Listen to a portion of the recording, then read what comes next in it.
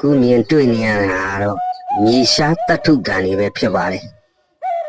တောင်ပေါ်ကနေပြီးတော့ဖောက်ပြီးတော့ဓာတုစီလောင်းထည့်ထားတဲ့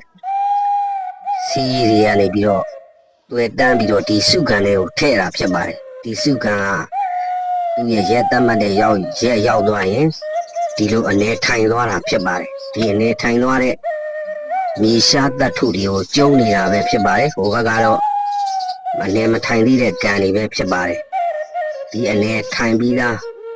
ဒီအဖြူမုံနေအောင်မှကျုံပြီးတော့တရုတ်ပြည်ဘက်ကိုပို့ရတာဖြစ်ပါတယ်တရုတ်နိုင်ငံမှာဒီစနစ်နဲ့ဒီချသန့်စင်ပြီးတော့ထုတ်လုပ်တိုက်တဲ့အခါမှာအတင်သုံးလို့ရတဲ့မြေရှားတတ်ထုရလာတာဖြစ်ပါတယ်ဒါတော့မြေရှားတတ်ထုစုကန်တွေပဲဖြစ်ပါတယ်မမြင်ဘူးတဲ့မိတ်ဆွေတို့အတွက်ဘူးလူသားအဖြစ်တင်ဆက်ပေးရခြင်းဖြစ်ပါတယ်ဒီတောတောင်ရေမြေအနေထားကိုကြည့်ရင်